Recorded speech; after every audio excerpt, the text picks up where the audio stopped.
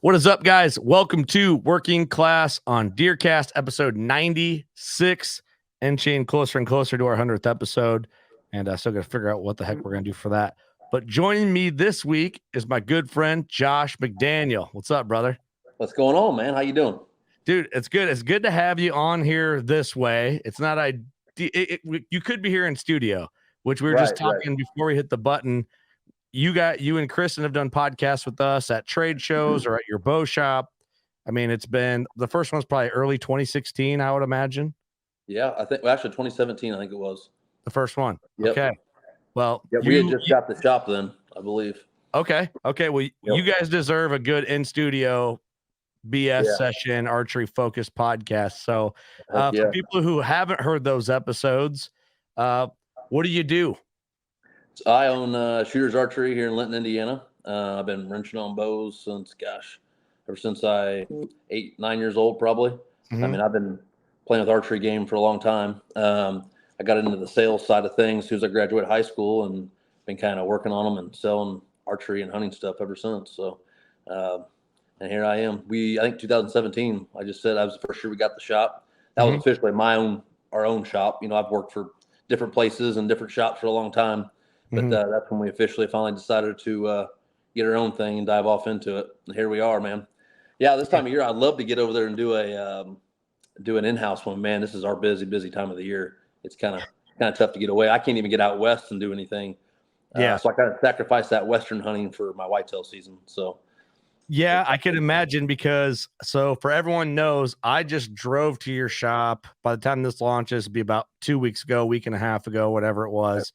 And it's a little less than 5 hours for me to get there. And so I got my new bow in and some parts. I'm like, it's the best reason for me to just come out and see you. And I just drove out there and you helped me tune my bow in and set everything up and all that. So I was willing to sacrifice a full day to get to a good quality bow shop, but also, of course, I get to see you guys, which is a big plus. Oh, yeah. But I had the feeling of my bow being exactly how it should be when I left. Yep. And that's what I wanted coming into this fall. And that we'll kind of get into some of what we're going to talk about here, because I feel like a lot of people, wherever they're at, kind of lack that good pro shop, or maybe there's a good pro shop, but it's not like a very welcoming atmosphere to like ask questions or ask for a little extra or ask for help or something like that. I agree. It's a kind of a dying thing right now. But with that being said, did you, I haven't got to talk to you when you got home. I mean, did you get that sucker dialed in or what? Dude, yeah, I have. So I've been shooting. I've been trying to shoot every day, but a lot of times I'll have my kids and I'll be like, go out and like yesterday I shot maybe 15 arrows. And then it was like, all right, dad duty calls and I'm back in. So that's how I'm getting my practice in. It might only be 20 arrows tops, but I'm trying to make them good 20 arrows. Right. So yeah, that's good. So yeah, I've been shooting. I'm excited for you, man. I really try to live through my Western guys this time of year. I spend a little bit more time not being able to go out there myself. So I like to really spend the extra time and sit down with the guys and get them ready, because out there, most of these trips are hunts of a lifetime. For sure.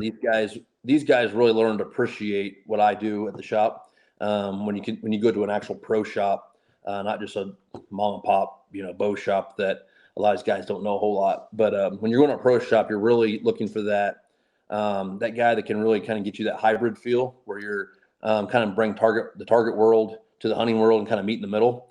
Because obviously, a lot of places out west, I mean, their 60 is our 20 here in the Midwest. Yeah. So you have to really be fine-tuned on your equipment, especially like in your situation. You're trying to go out there with fixed blade broadheads and be able to reach out there and touch one. And that takes a lot of work. That's not just something that you can just slap together, throw a couple lasers on, and you're good to go. You know what I mean? Yeah. So, but I really do appreciate it, because I know like you guys, you'll drive 5 hours to come down and make sure it gets done right.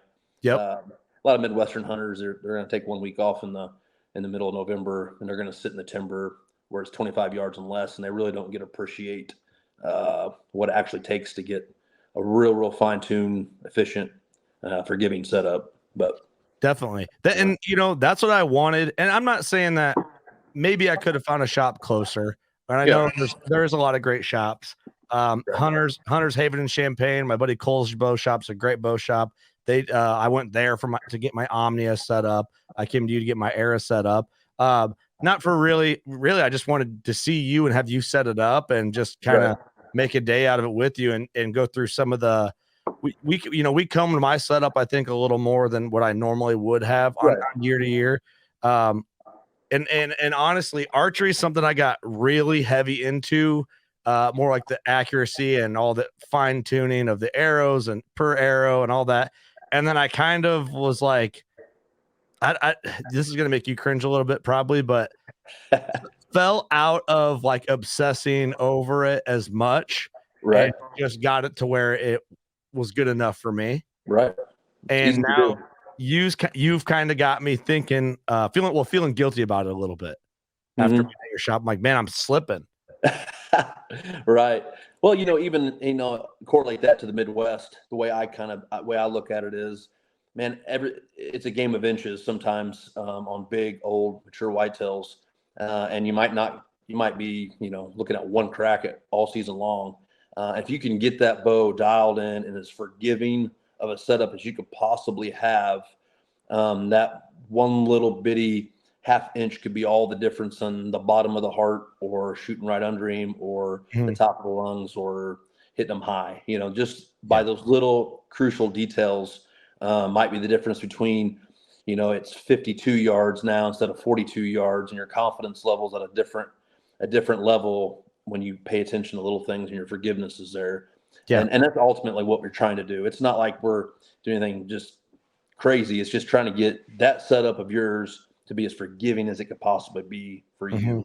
And in this game, man, confidence is everything. Soon as you have that little bit of doubt in your head, it's over. I mean, you got to be able to, as soon as you see that sucker, it's game over in your mindset. Whether that happens or not, anything can happen. That's whitetail hunting. But as long as you have that mentality that, hey, the sucker's dead. As soon as, and that's kind of how we practice. We do a lot of, obviously a lot of target archery throughout the year.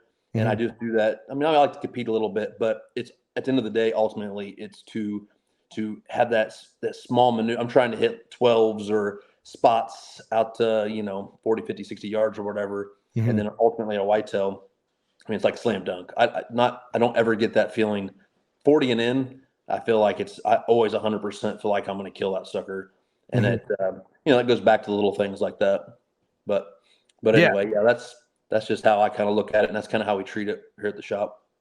I think it's probably the healthiest mindset. And I will say, when I say fell out of it a little bit, I don't want you to think that, or listeners to think that I wasn't shooting my bow.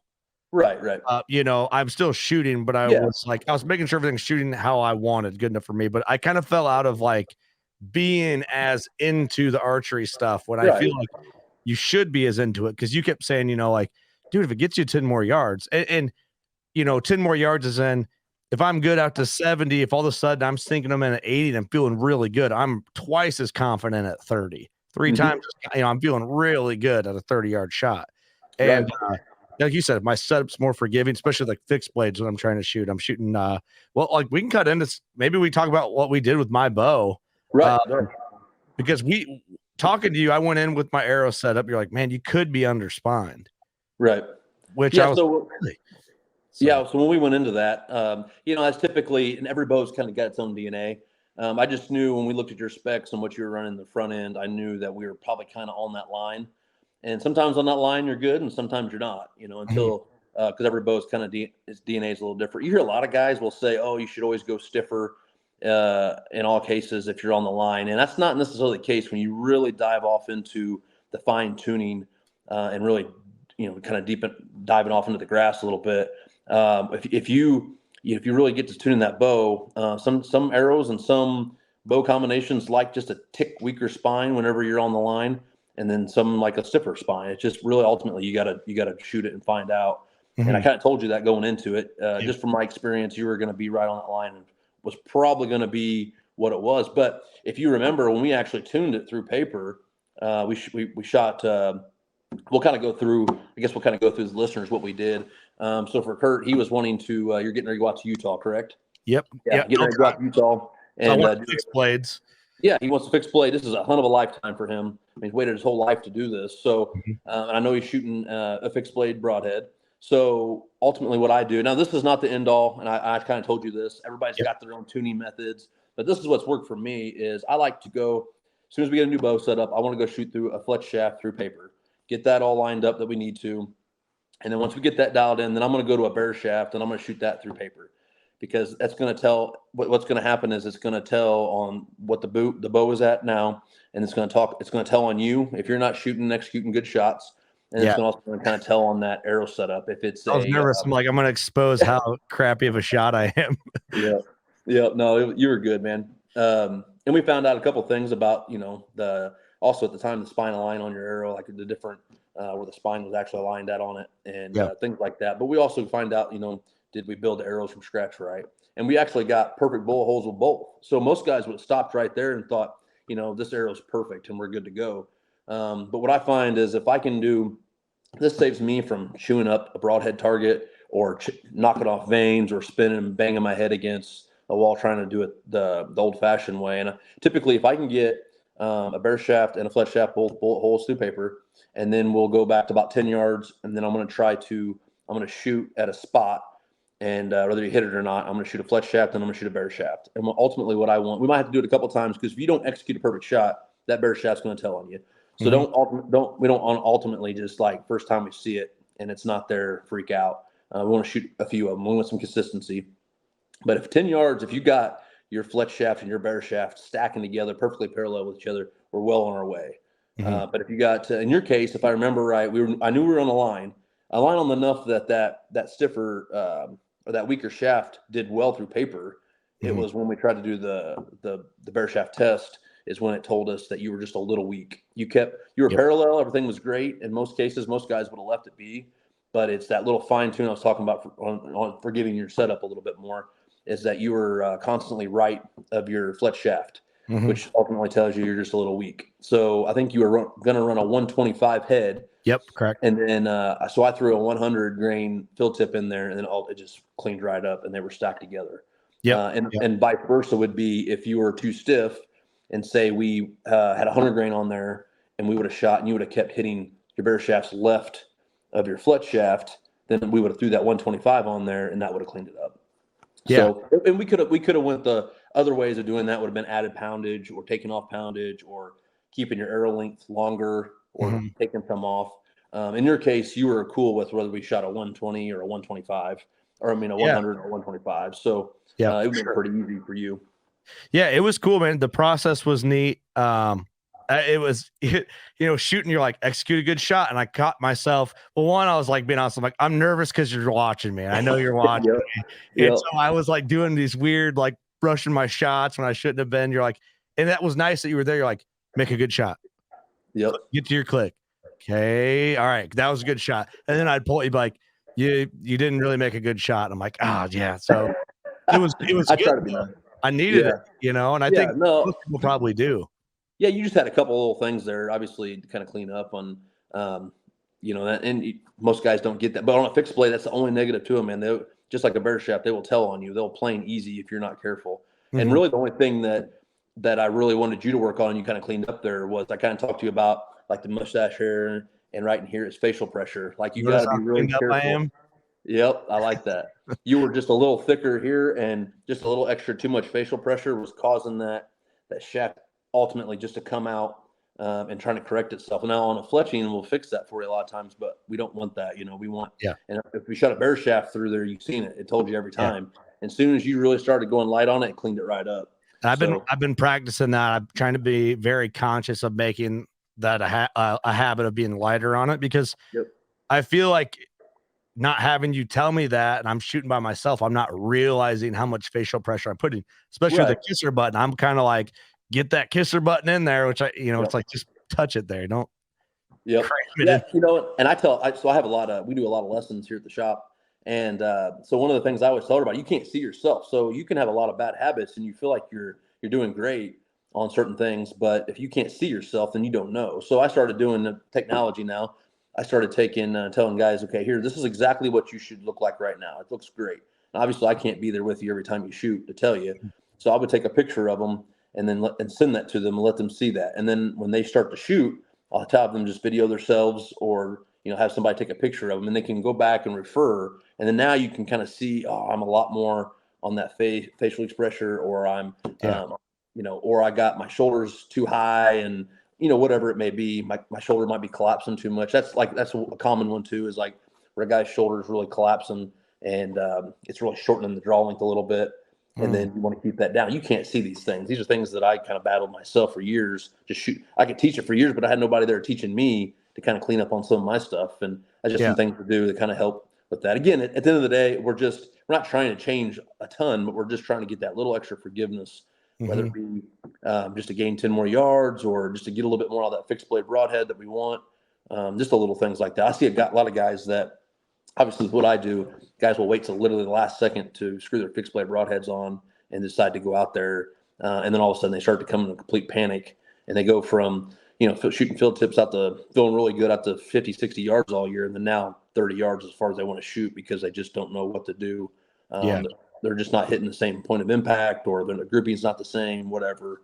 And ultimately, like I was telling you, and I'm kind of all over the place here, but some of the things that really, really important is not only you got to tune your bow. That's the most obvious. Everybody thinks it's always just the bow, but there's 3 aspects to it, and you got to tune yourself, obviously, and make sure you're making great shots.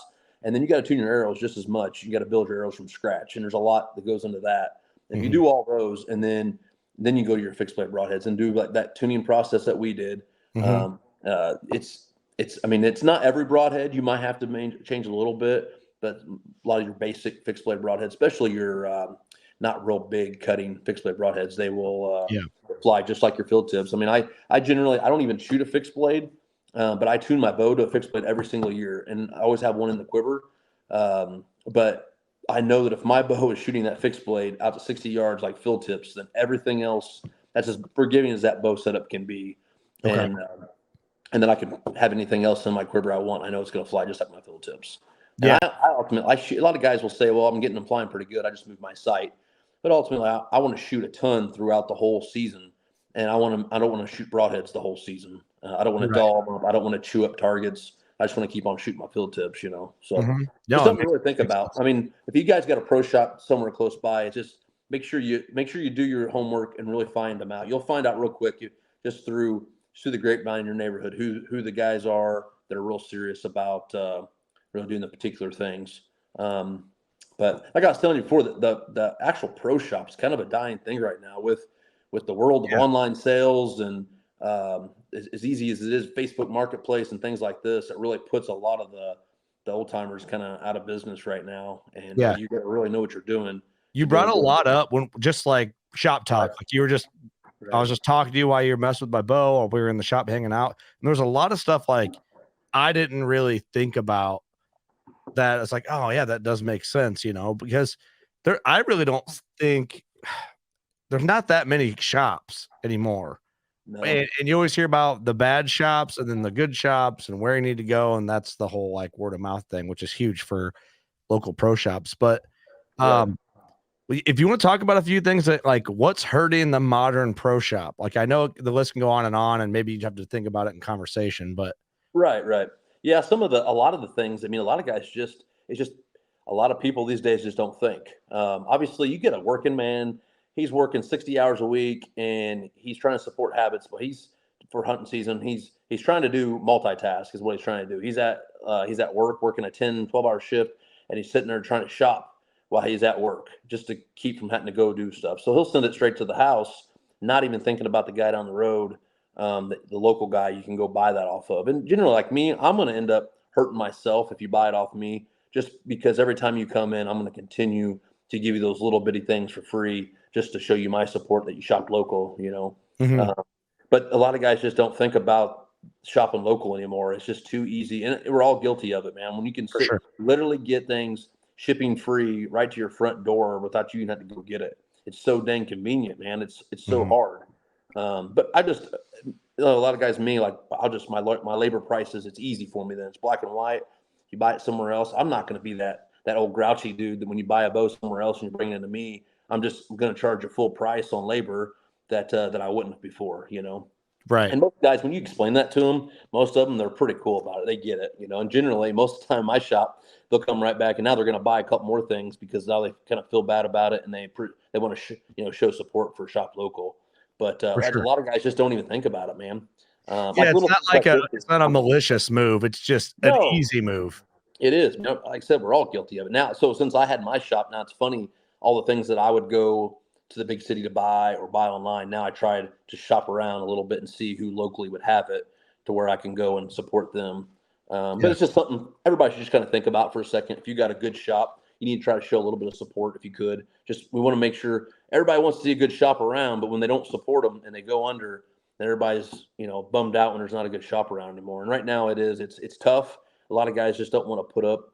A lot of people are rude a lot now, obviously, than before. And you got to know how to deal with people, man. Especially this time of year, it gets a little crazy. I bet. But Well, I just was guys, compared like a bow shop. So it seems like taxidermy shops, tattoo shops, bow shops are kind of like, and fill in the blank. Those are just things that I'm familiar with. right? They are notorious for having an unwelcoming vibe when you walk in. That's why, like, I have my tattoo shop now, and I have the taxidermy, like Old Barn. Right. They're great, and I have some friends with great bow shops, and that's where I go. But I got burnt out on some of the grouchy bow shops in our area, and then even when I did drive an hour just outside of that, it's like everyone's there. I always got the vibe they were annoyed that I was there. Right. And yeah, I'm like, it's all kind right. of the vibe right now, man. Especially if you brought something in. I say the old timers. A lot of us new school guys, we know just with times you got to be that way. You can't be bummed out all the time when somebody buys it from somewhere else. But in those golden years, man, those guys, there was no online. Guys would drive 2 hours to come buy a bow off you every year. They had to come there. Bow dealerships were a lot more loyal to you. If you picked up a bow dealership, if you're a Matthews dealer, I mean, you weren't 50 miles. Nobody could have another shop within 50 miles of you. And that was kind of the norm with a lot of the bow dealerships. So if you're a good shop and you're able to pick up all the dealerships, I mean, people would drive, hour and a half, 2 hours to come all the way to you to get a bow, test it out, see it. Now, man, you can get on anywhere online and find that stuff. And again, man, I'm not that guy. I tell everybody all the time, I'm not, because a lot of guys don't think about it, but then a lot of guys feel real, they're kind of bummed out. They're like, "Oh man, I'm so sorry." I'm like, dude, it's not that big, man. I get it. You got a pretty good deal on it, or you bought it off your cousin or your whoever, and you're trying to, make everybody happy that way. I'm not that type. I'm still going to work on it and do the same on it as good as it was if you bought it off me. I'm just going to, obviously the prices go up on things like that. Sure. Every little nickel and dime thing I can do, I'm going to do because that's how that's how I make my money. So, but yeah, it's a different world now. It's like a lot of things you deal with now too that kind of stink is people don't think about. They'll buy something online and then never buy anything from you, and they're in your shop, maybe the indoor leagues or whatever, and then they come in and then they try to sell to the other people that are in the indoor league. Kind of undercutting you. In your own kind house. of frustrated me. Yeah, it's like it is what it is, but a lot of people don't think about it, and you let it happen once, twice, next thing you know, you're starting to build up a little bit, and you get a little frustrated, and then you kind of then it's gotten too far, and then of course somebody gets upset. But people just need to think a little bit more about your local shop. They're paying rent, or they got to keep the lights on. You coming in, selling your own archery product while we're there, obviously is not. If you want to go down to the Casey's parking lot and do it, that's one thing. But to do it in the shop, that's another. Or the shop parking lot. Yeah, shop parking lot. We see a lot of that. Especially it's always in the indoor season. We don't see a ton of hunters do that, but it's usually just during the competition seasons. People just not thinking, Yeah, I'm sure it's another one of those things. It's not a malicious move to like screw you, but just something that people do. And like, and it, I guess they're thought about it, like, oh yeah, I can kind of see how that was probably not the best move, especially from a local shop. But dude, it's a bummer to think about like the way everything's going, because it is too easy to just grab whatever when people just need to think about it. Like, honestly, we were going to order bow cases, and I'm like, well, I'm going to Eric and I talked. I was like, well, I'm going to Josh's tomorrow. I'll see if they have them. Right. And we actually just ordered them through you, which is an option. But can people call your shop and order stuff through you? And then absolutely, yep. Yeah. So they could just Yeah. call online if they're like, hey, can you get me this? You could put it in. And then I know Yeah. Eric has shipped you stuff and you've tuned it for him and then you've shipped it back. Yep. Yeah, that's one of my favorite things to do. I mean, we do that all over the country. I do a lot of custom aero builds. I send all over the place. That's one of my favorite things to do. Is like what Eric and I've had a couple other guys do there within the working class guys there, where they'll send me their bow. I want a bear shaft. I want a fletch shaft. Send me your bow, whatever you want put on it. I'm going to try to get off your previous bow, like the peep height. So I know where to put the peep and tie it in for you. Now, this is not going to be like, sometimes not precise. Sometimes it is. I think like just about every time Eric's is perfect. But you might have to do a little bit of fine tuning depending on like if your axle is a little different than the other bow, peep height might change a little bit. But if I can tune that bow and get everything absolutely perfect for me, then it should be minor adjustments for you once you get it home. A lot of guys will argue that, well, if I paper tuned it for you, then it's not tuned.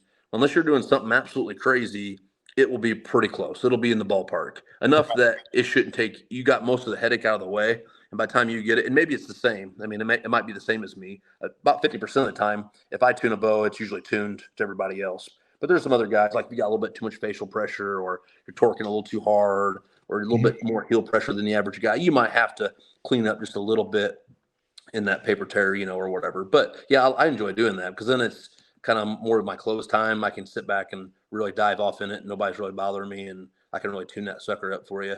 And that's a cool option, man, especially for guys locally who maybe just don't feel comfortable at a shop nearby or don't have the option to get what they want. They can just be like, hey, yo, heard the podcast. Can I ship my bow to you? And then you could touch it yourself and ship it back, which I enjoy doing that.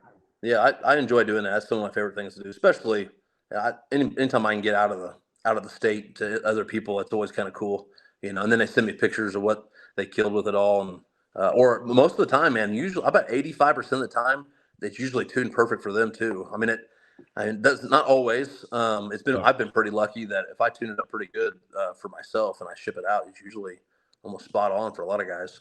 What do you do for custom aero? I know you said custom aero builds and we'll ship them out. Like what the full blown from start to finish, whatever they want. So if I like a guy like you, I know you're going to shoot a fixed blade broadhead. And you're really going to appreciate the little bitty thing. So I'm trying basically like you're hand loading ammo for 1,000-yard rounds, right? You can buy some Hornadies off the shelf or some Winchesters or some whatever load you want. They shoot pretty dang good off the shelf at 100 yards. But when you start shooting 1,000 yards, you start to see that group open up a little bit. Same kind of thing with arrows. I mean, you could just buy some with today's technology, man. We're in the golden years again with arrows and with everything. It's you got A through Z on choices. Used to it was A, B, or C, and you pick which one of them you want. Now you can literally find anything and everything you want. But what I like to do is I like to really build them from scratch. And as simple as trying to figure out not to dig too deep into it, but some of the things a lot of guys don't think about is on high-end arrows, a lot of them are not 100% straight. I mean, they'll tell you that they're 0.06 or 0.03 or 0.01, whatever it is, but they all got a little bit of wobble. The higher the match grade on them, like a 0.01, the less duds you'll have in the group, or a little bit more straight you'll have. But a lot of these arrows, if you start to put them on the spinner and start spinning, you'll see one end or the other wobbles a little bit more. And me, myself, personally, if I'm really going to do an ultimate arrow build, I'm going to cut off whatever end has the more wobble. And that's how we're going to start from. Now, obviously, a lot of guys ain't going to like that because when you got half a dozen arrows, your labels are all, mismatched down through, and it drives some guys nuts. But that arrow, that's the straightest part of that whole shaft that you got there. So, and again, on a fixed blade, that makes a big difference. Yeah. And then ultimately, we're going to do that, and then we're going to cut it, and then we're going to square both ends just as good, and not just the point end, but the knock end. It's got to be both completely square, and then generally we're going to try to spine align a little bit if we can, figure out which side it's on. I do that a couple different ways. I'll roll it through like the Last Chance has got a deal. There's the T-bone. I don't know if you've seen that. It's got it's got a squaring device in it. It's got a spine aligner in it. You can kind of square the broadheads and different stuff on it. But anyway, I usually figured that out, and I'll mark off of that. It's not the end all, but that's usually a good starting point. And basically what I'm trying to do is I'm trying to get a cookie cutter. I want every single arrow cookie cutter of each other, and as good as I can make that particular arrow. Yeah. That And then makes sense. generally once we get the components in it, then I usually still bare shaft tune a little bit. And like when we did on yours, you could see that at one point when we shot it, we had a little bit more tear one way than we did another way. And I usually just go like 90 degree and then kind of go off of that until it cleans it up. Some arrows, I mean, that's where your higher grade arrows will help you. You get less of those. No matter which way you spin them, they're going to shoot perfect. But you'll every once in a while get that one arrow that's kind of a headache. And it seems like once you turn it like 90 degrees, boom, it's cleaned up. And then I'll fletch off of that. Usually mark all that so I can fletch that main cock vein off of that every single time. That way each one is kind of cookie cutter.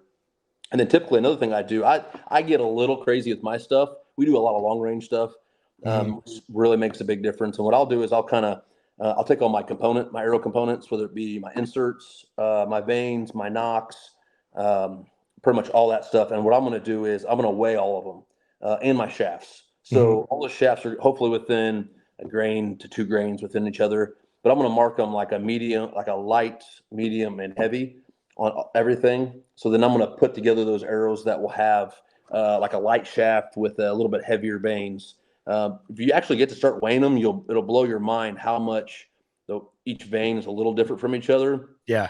How each insert's a little different, each knock and each shaft. And what I'm trying to do is get equal on each shaft. I don't want to, because sometimes you might build one. Next thing you know, you happen to put a heavy of everything in that one shaft. And it ends up being like 4 to 5 grains heavier than your lightest shaft. Yeah. Long range, it's going to make a difference, So yeah. I try to really dig down and really put it together. Now you're going to majority, I would say 70% of them all going to weigh right there in the middle, but you're going to get some that are extremely heavy for that batch. And then some are going to be extremely light, usually 1 or 2 of each. So I try to really put that together and then build it from there. Just so I have like perfect arrows, It really goes in, and someone might be listening to this that just wants to shoot deer at 20 yards and they're like, man, that's a lot. But like you said, at the beginning, it's like the most forgiving your setup could possibly be. Like everything is like how it should be. But we've all been to the range or out shooting with a buddy who is I don't know, calling that meticulous might be, is that offensive? If I say you're meticulous with that? No, not really. No. That's why I got into this. That's why I got into this a long time ago, man. You go to your local bow shops this time of year, a lot of them are extremely busy. And a lot of them, that kind of guy can be a little bit almost annoying to them. We're like, God, he's back again. And I got to the point I got sick of being annoying and I just learned it all myself. Every time I wanted that D loop just a little longer, I wanted that peep moved up just, every day coming back, the guy's like, geez, you need to learn this stuff yourself. And that's kind of what got me down this rabbit hole. And my Western guys, they're going to be really particular about these things, right? Your Midwestern guys, a lot of them aren't. But at the end of the day, yes, maybe you're just shooting 20 and in, but we can always get better. Like there's always something we can do to get a little better. And whether we start challenging ourselves to shoot a little farther so that, we can, at 20 yards, we're hitting dimes every single time. Instead of before you're happy with a baseball, let's challenge yourself a little bit. And sometimes that's just what we need. If we got 8, 9 out of 10 arrows were every single time perfect, but you always get that one arrow. Well, that's where that building that extra forgiveness can be. That one arrow can stay more consistent with the rest of them. But too. And it's like what I was going to say, we've all shot with a buddy who just sinks them in no matter what the distance. And you're like, dang, how? Well, that's how, it's, I guess it'd kind of be like, it's like pulling a Huffy off the bike rack and expecting to go get in a BMX race and beat the dude as a fully built bike. Right. Absolutely. It's like, you might still be fast and you can probably hit the same jumps, but it's not looking near as good as the guy who built his own bike and like put a little more effort into it. I don't know if it's a good analogy or not. I guess it makes sense to me because I grew up doing that, but so when you just get those arrows and you just get it tuned good enough and you don't go through all that, if you do shoot at 100 yards and you're shooting pretty good, there's a lot of that is probably just luck and that your setup was good enough to do it. It's kind of what I'm absolutely. And again, everybody on here is not going to shoot up to 100 yards, but I'm telling you, if you can do it, it's extreme example for but I mean these bows are that good now. I mean they are that efficient. Right now I can take a beginner customer and usually within about 30 minutes I can have him shooting 30 yards and keeping it in a softball. Now a new shooter obviously didn't have any bad habits, and if they pay attention right, they're usually pretty good. Man, when I was a kid, 30 yards was that was like 70 yards to us back Yeah. then. You know what I mean? Like that was just because just the equipment wasn't near as efficient as it is now. Yeah. And again, I'm not telling customers they need people to go out there and shoot at 100 yards. But if you want to you get in those situations, we've all been there, man. It's a rut. It's cold. The wind's hitting you. Tears are just rolling down your face. You can't hardly see. And it's a 32-yard shot. That's where all that been out shooting out to 190, 80 yards. That's still a chip shot to you, even in the most extreme conditions like that. Yeah. So that just helps all that. And at the end of the day, I have a lot of customers come in. A lot of them tell me all the time, they're like, man, that's just unethical to shoot, at a deer out past 30 yards. In some people's case, that might be. But this is what I always say is, but what if, we've all bow hunted, things happen. You hit a limb, hit one back, and he's out there 62 yards, hunched over. To me, it becomes a lot more ethical at that point to put another one in him. And if you've been shooting out to 70, 80, 90, 100 yards all summer long, you're not even hesitating, and you're putting another one in him. And that could be the difference between, coyotes getting to him or not, or going over on a neighbor's property that you can't, whatever it may be. We've all been there. It's bow hunting. It sucks. Yep. But Yep. Sometimes that little bit of help might have been all the difference. Plus, like I said, it makes all the other ones like slam dunk shots whenever you practice out that range. We all should humble ourselves a little bit and kind of push ourselves. Yeah. I get that average customer all the time, man. They get on a target and in the backyard 20 yards up. That's good. I don't need to shoot anymore. Man, we can always get better. There's always for sure something we can do to give ourselves just a little bit more. Well, not only that, like I know people hate on the long range thing. And right, we could all go through, of course, if the deer is doing this, don't do, but it's just fun. It's fun in the yard to shoot 80 yards. It's fun to shoot 50 yards, even if you're never going to shoot at a whitetail, or if you're getting ready for an elk hunt like I am. I mean, I'm probably gonna, instead of sitting at that 20-yard mark to just get my 20-yard confidence, I'm probably gonna dance between that 40 and 70 and make sure I feel really good at those distances. And you said maybe it's the initial shot, maybe it's a follow-up shot, and it's also out west. You just never know what you're gonna get into. Never know, man. That's what's the crazy thing about it. And you don't want to, man. You just don't want to go back and just because you didn't have the confidence there. You had the shot there, but because you hadn't put enough into it.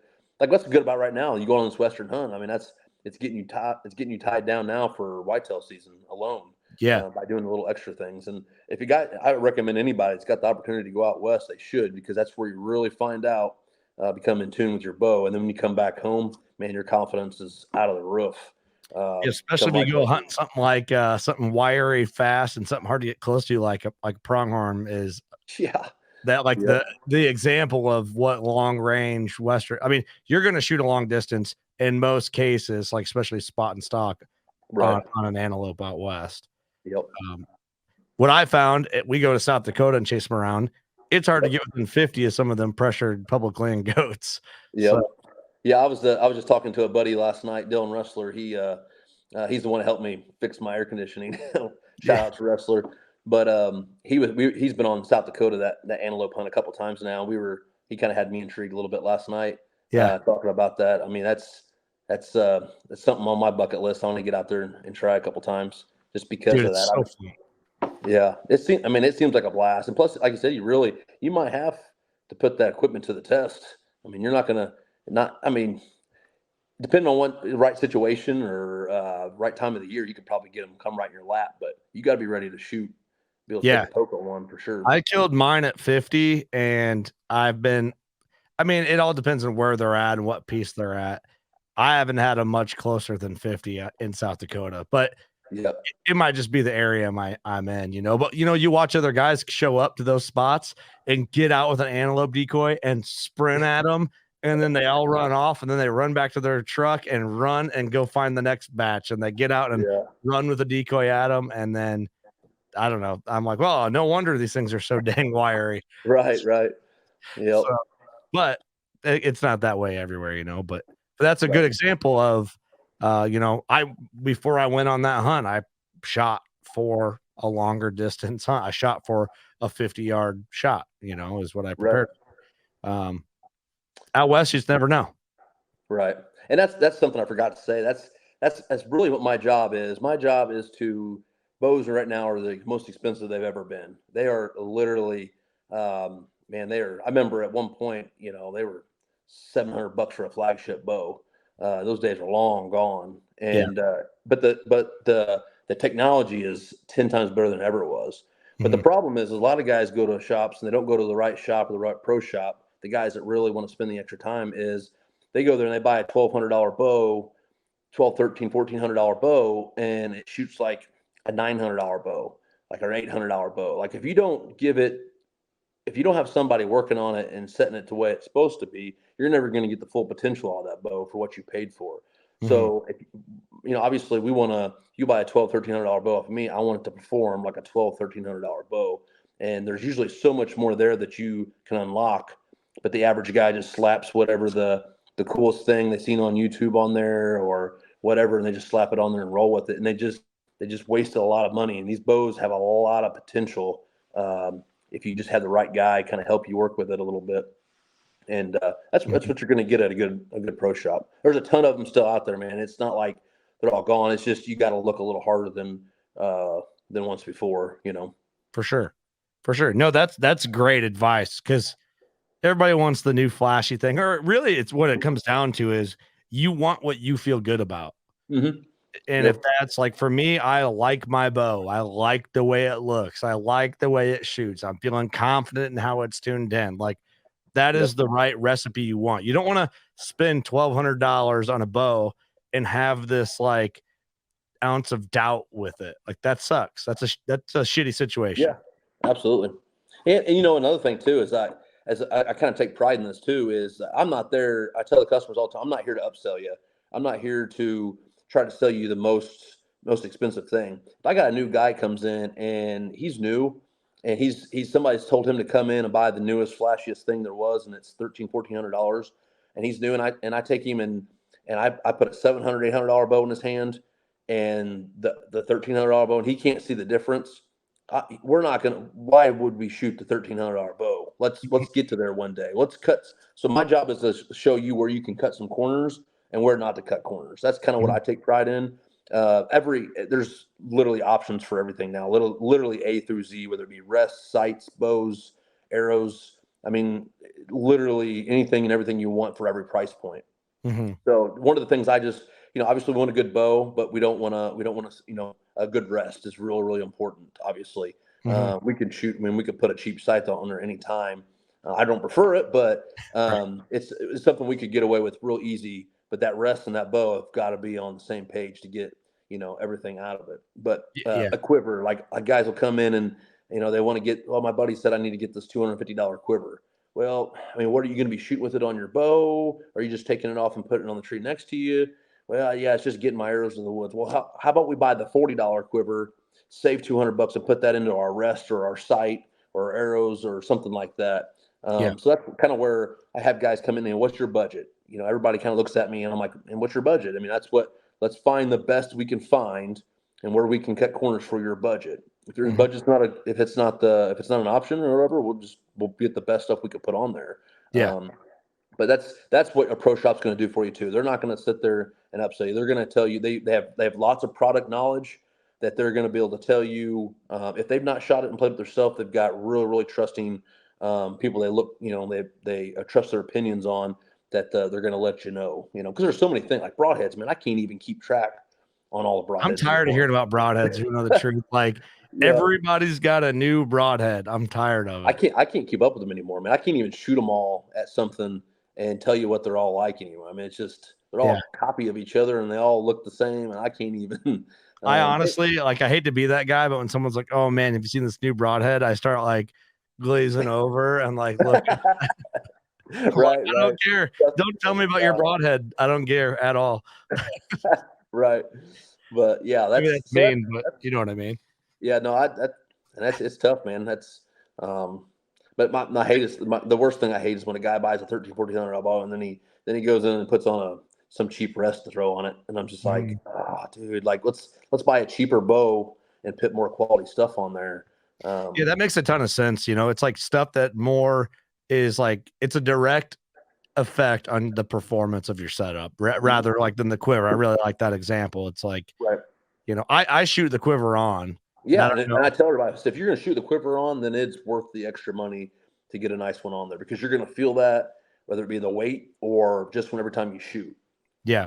So and we put a sidebar set up on mine, and I really like the way it feels. It feels to me that bow feels very balanced. So yeah, you had a pretty slick setup there. It looked like I think you two are going to get along just fine. I hope so, man. I've been shooting it and loving it. I need to get a full day of romance with it, and right. You know, I having the kids in the yard. I'm limited how many arrows I get out, but right. pretty much, you know what I mean. Pretty much from really now on, like tomorrow morning before I come here, I'm shooting, and I'm gonna do that before I go to bed, and just get my shoot time in when I can, when I'm feeling good. So when are you leaving? Head out that way. Into September. I'm not sure. I'll be out the 26-ish. Okay. Or take a day or two on each side of that, depending on. So you're gonna hit the rut pretty good then. I think so. Yes, yeah, that'd be pretty sweet, man. You're gonna have to keep me play by play as you go. I'm excited for it, dude. I will. I'll keep you in the loop, and because I hunted elk last year, so this was technically I did 2 elk hunts last year. I hunted archery in Wyoming, and then that tag turns into firearm season tag, and I went back middle of October and killed my first bull. And my first one I did an over the counter Colorado elk hunt with my boys from Buckstorm and my dad. And so I kind of have like this thing where I need to get one with my bow. I want to do it for my old man, like get in there and just smoke one like right up in my face would be amazing. So you're gonna go nuts if it happens. I can see it already. I can't imagine, dude. I went nuts when I shot one with a gun, Yeah. I can't imagine with a bow, but my archery hunt last year was so much fun, man. I had every like experience you could have as an archery elk hunter without actually shooting one. Really? I had every type of encounter I felt that I could have had that week. Or man, that's all you can ask for when you're bow hunting on a bow hunting trip like that, for elk especially. Elk are kind of like whitetails. I mean, there's no slam dunk with elk unless you're shooting them in a pen. Other than that, man, it's about like big whitetails. I mean, you just got to go and go and go, and all you can ask is just be in the game. Yeah, that's the experience. All that's pretty cool, man. I drew my bow back, I think every day except the first day. No kidding. Yeah, so I passed bulls. I could have shot a bull with my. I could have shot it like any bull, Right.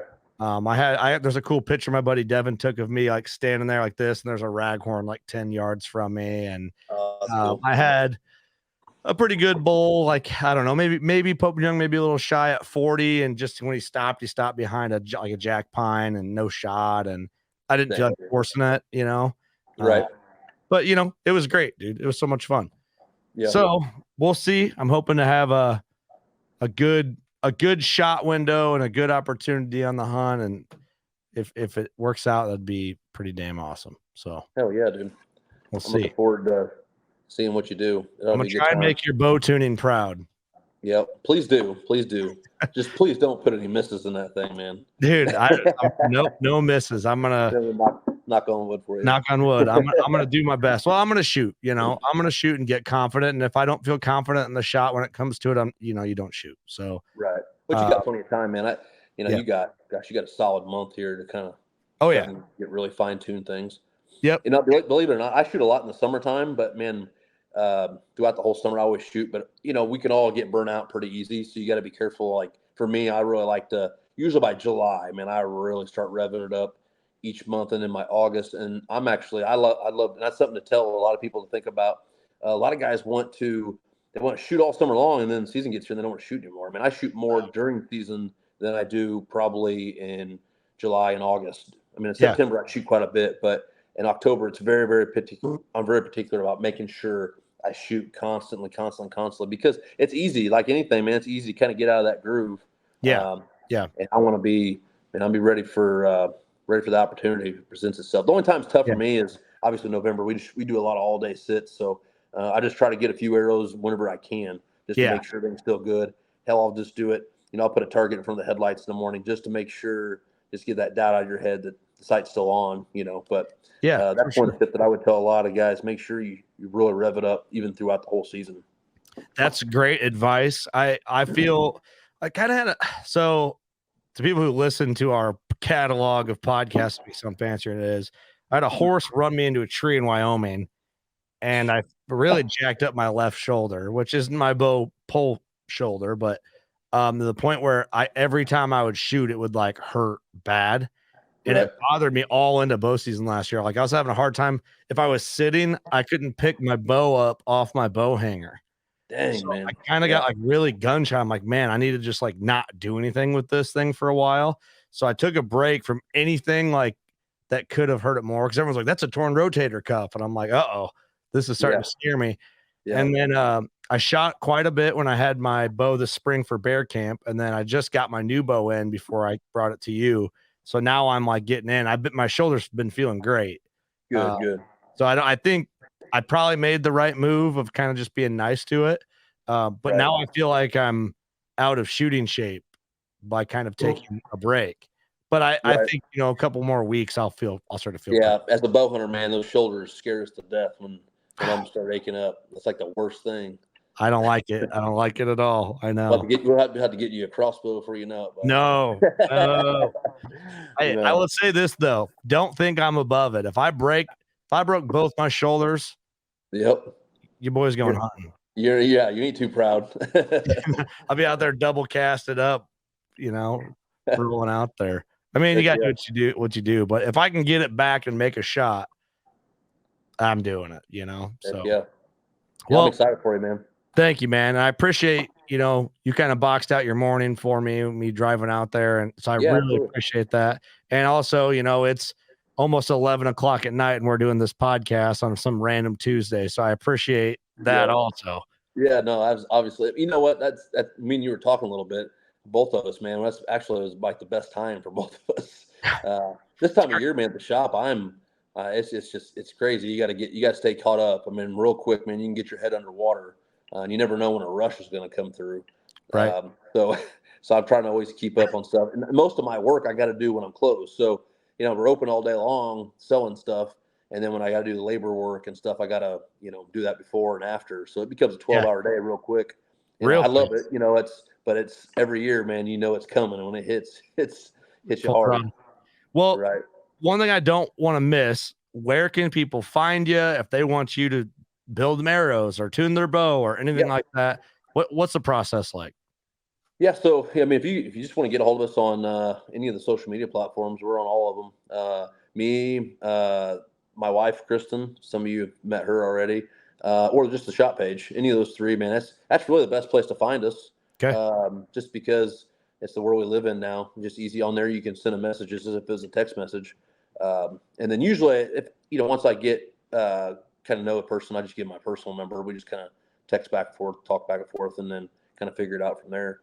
Cool. But yeah, I really enjoy that. That's the side of it I really did, especially the people that, like a lot of your listeners, they really want to dig in a little deeper into it. And I appreciate that. I want the customer. That's why I kind of always wanted to put on a pro shop. It wasn't to be like an ego thing or anything like that. It was to let you know that you're getting the next level stuff. The guy that is just like, man, I'm tired of, just smacking stuff on there and nothing being right. I kind of want people to know that we do take that next level. Now, I will tell you, once we get into the heart of like, man, we're in that last week of September and into October, there's a lot of people, just your basic hunter coming out of the woodwork. It's hard to give you that top A grade work like you would if you would have brought it in August and July and June, where I can really spend that extra full hour with you. Now it might only be 20 minutes, 25 minutes, So just for people to remember that, I know we live in a busy, crazy world now. We're all like, next year, I'm going to get it in there.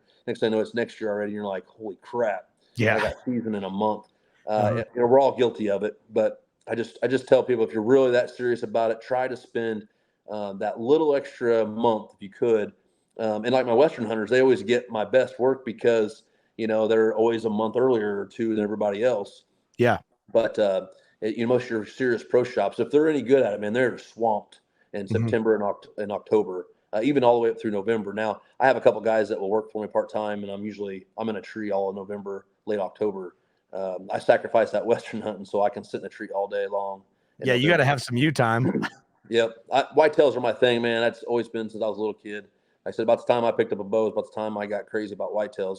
I enjoy turkey hunting a little bit, but man, whitetails I'm super super serious about, and I got to be out there. I've lost retail jobs over the years that they're like, yeah, you're gonna have to work in November, and I'm like, see ya. This Later, is not yeah. gonna work.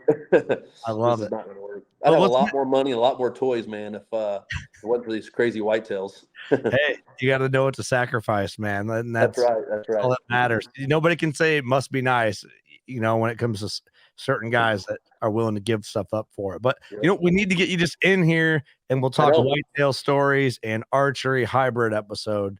And Absolutely. Yeah, just I a good got a reason to lot of hang out. whitetail stories. We gotta break in us to some of those. Get you in here with the boys. Yep. It's a reunion that's well overdue. So Yep, I ain't seen Austin in a while. I need to sit down. We need to have him there too. he leaves on an elk hunt in like next week. Oh, really? Where's he going? Wyoming. Oh, nice.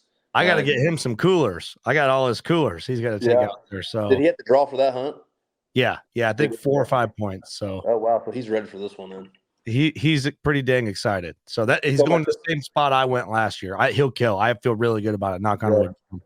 Yeah. Good deal. Well, tell him I said good luck. I said I ain't talked to him in a minute. We got to get you up here, man. We got to do it. We just got to put it on. As soon as the rut gets through here and we get, out of December, after that, our schedule opens up quite a bit. So definitely have to put something down.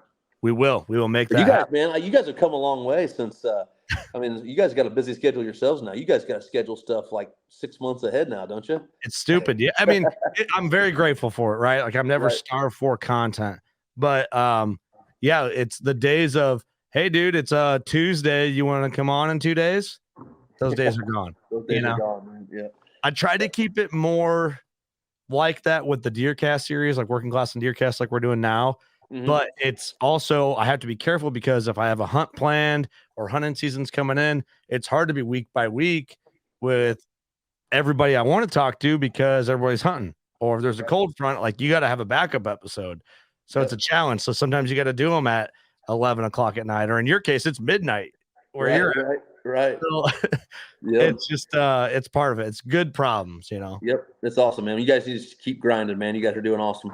Thanks, brother. I appreciate all your support. And you actually do listen too, which surprises me every time you bring it up. I'm like, yeah, it's crazy that you do. I try. I got to keep up with my boys for sure, man. Well, I think my favorite are the BS sessions most of the time. Yeah, those are the ones I always think are going to get us in the most trouble, and somehow they just do better than all the other episodes. But I think it's because it's just shop talk, exactly kind of what we're doing. It's locker room talk just for everybody, I think is what it is. Yeah, right. What it is. It's fun though. But dude, I appreciate the heck out of you. Thanks for cutting out some time for me for anytime, man, for you guys. Bow Tune. And now, guys, please get out, support your local pro shop. If you don't have one, reach out to Josh and Shooters Archery and get some setups out that way. You're going to be cutting her close now, but at least you know about it. Put it on your calendar in March to get set up, to get stuff ready for next year, if not. Right. So, cool, man. Well, I appreciate you. Yeah, anytime, man. Like I said, good luck this fall, and I'm sure I'll talk to you soon. But of course, make sure you give me a play-by-play once you get out there. I'm anxious to see what you shoot. Thanks, buddy. Well, best of luck to you too, and best of luck to everybody tuning in to this, watching, listening. Man, we can't thank you guys enough. It's go time. You know what to do. Go shoot a giant. We love you. See you next week. Peace.